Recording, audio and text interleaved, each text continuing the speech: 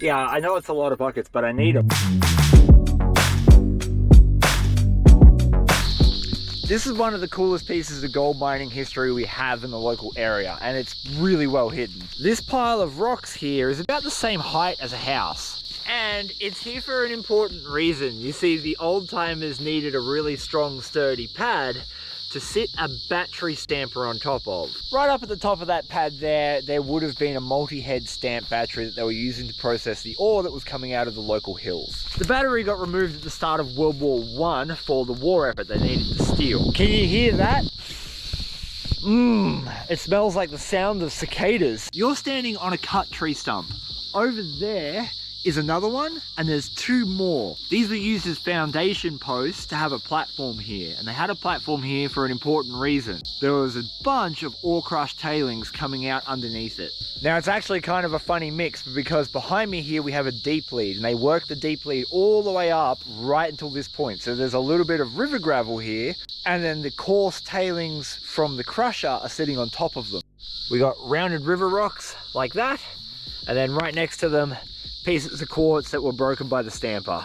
I've always wanted to process tailings from a hard rock gold mine.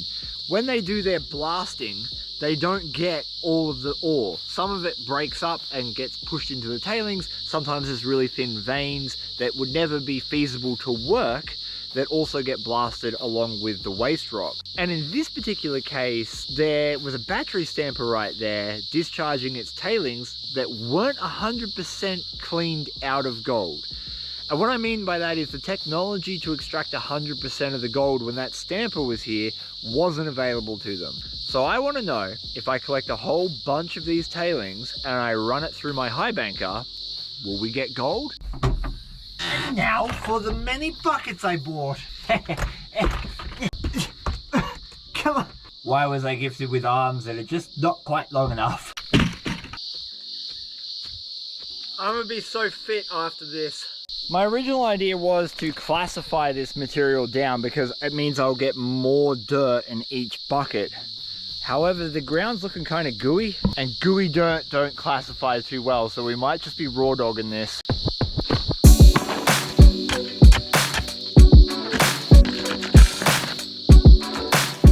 The old saying is, gold is where you find it. Old battery sites just like this one are innumerable across the northeast of Victoria. Any site that incurs a large amount of gold processing has the potential for spillage. No system is 100% efficient, and my hypothesis was that we would see a substantial amount of gold that was lost by the crusher. It was likely to be fine, but we wouldn't know until we processed the dirt.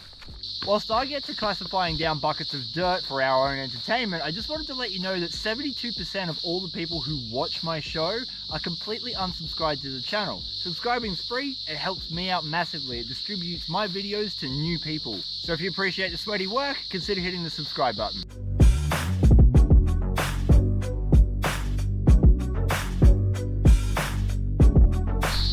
I'm so glad we're able to classify. That is at least 2 buckets worth of soil that I've removed out of our main pay wash. You've got to remember, we're not looking for really big nuggets in the northeast of Victoria, we're looking for fine gold, so the more of that dirt we get, the better. It is so curious though to see how the river gravels and the quartz that they were crushing have mixed together. I've got layers of quartz and then layers of river gravel and layers of quartz. They were doing some funky work around here and I'm about it. The gold price has skyrocketed across the world. It's over 6,000 Australian dollars per troy ounce. And that incredibly high price means that sites that wouldn't typically be worth processing back in the day are now worth looking at seriously. And that's part of the reason that drew me to some of these old battery sites as well as hard rock mines. With gold literally lying all over the ground, just not in any hyper concentrated amounts, I wanted to know if I could find enough for it to be worth my while. It's really hot. Wow. The 8 buckets that I've got so far are a mixture of the stuff at the top, the stuff in the mid, and the stuff right off the top of this gravel layer. But now, the last 2 buckets I'm taking out of just that gravel. I want to know how much gold is potentially here, and to do that I have to identify whether or not there is gold here. You do that by taking a representative sample. If I just took what I think is the right layer, I might miss the actual right layer. So I'm taking everything. And if it just so happens that we get decent gold in this, I can come back and systematically sample to figure out where the gold's lying and then work that layer. 10 buckets of potentially gold-loaded tailings. I think there's going to be gold here. We did some test pans here several years ago and it showed a little bit of color. I really want to know how much though. I think we might be in for a good take if I can keep the water in my body. Let me know what you think in the comments below. Do you think that I'm going to find gold here? Oh, they're actually not too bad. 10-litre buckets, they're pretty good.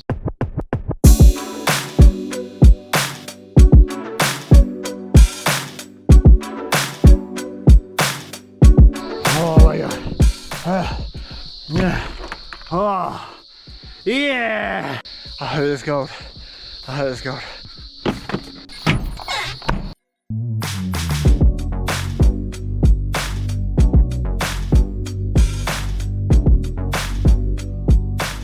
So now I gotta go find water. There's a spot relatively close by we're gonna go to set the high banker up, because the high banker is going to be by far the most efficient way for me to process through this dirt quickly.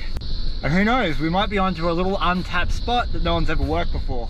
In order to process our dirt, we're using this, our Crux high banker. It's a nylon composite machine. It's super cool, but they are a little bit pricey to get here in Australia. So if you do want one in Australia, start saving your pennies for Christmas. Or like, just be a good boy or girl for Santa, right?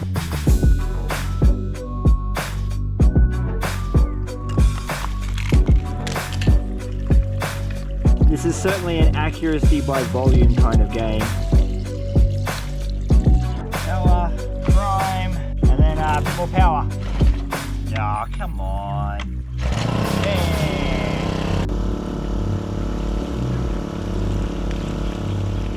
We now had everything in place for something that I've been thinking about for over 2 years. Would there be gold here? Would there be enough loss on the crusher for this to be worth my while? And if I'm being honest, after 10 years, this is my favourite type of prospecting, answering questions that I've held close to my heart for a long time. We have an amazing Patreon community on Vo-Gus prospecting, and every week I try to answer questions that my patrons have left me. This week, Randy Williamson asked, have you ever cleaned your gold pan with white vinegar and a sponge? Well, Randy, normally I just use a little piece of sandpaper to first season my pan, a bit of dish soap and water to clean it away of any residues that might be left over from the factory. I have actually panned with vinegar instead of water, and I found it much easier to separate away the black sand from the gold than I did with regular water. I'm not sure why this might be, but it's certainly worth experimenting with yourself. So why not give it a go with 4% cleaning vinegar? Because I knew we were dealing with ore crushed tailings, I was pondering whether or not to run this dirt through twice. The first time would be to simply loosen up the dirt and clay stuck to the rocks, and the second time would theoretically be there to process the actual gold out of that soil. Because ore crushed gold tends to be very fine but also irregularly shaped, it's hard to keep that kind of gold in a pan or a sluice box, so multiple runs can help increase your yield. I'm just looking at these tailings and I'm thinking to myself it might actually be worth rerunning these because of how sticky the soil is, so that we get the rocks properly clean. And to do that, I think I'm going to put a bucket down here and we're just going to catch the tailings.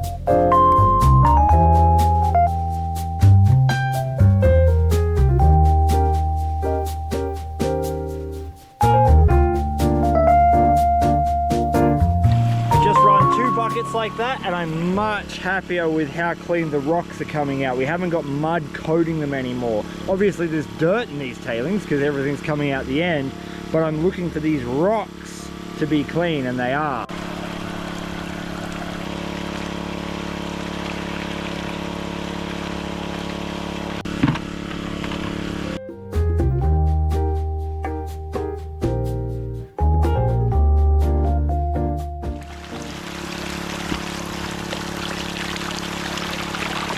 The last melon. I've double run every single one of those buckets, and I am really curious to see what we got. If we're going to get gold, we should get ultra fine gold, and maybe if we're lucky, a couple of specimens from the ore crusher.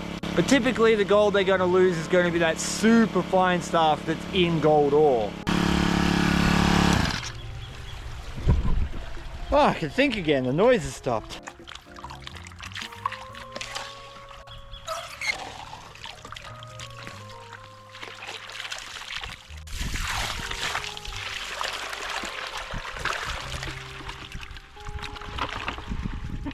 In about 30 seconds, we're gonna find out if we have any gold, but for now, you could be panning real gold in your lounge room in your underwear, or even less if you so choose, by visiting the Old Moldy. We sell pay dirt, gold, gemstones, and jewelry, as well as mining equipment and a bunch of other stuff.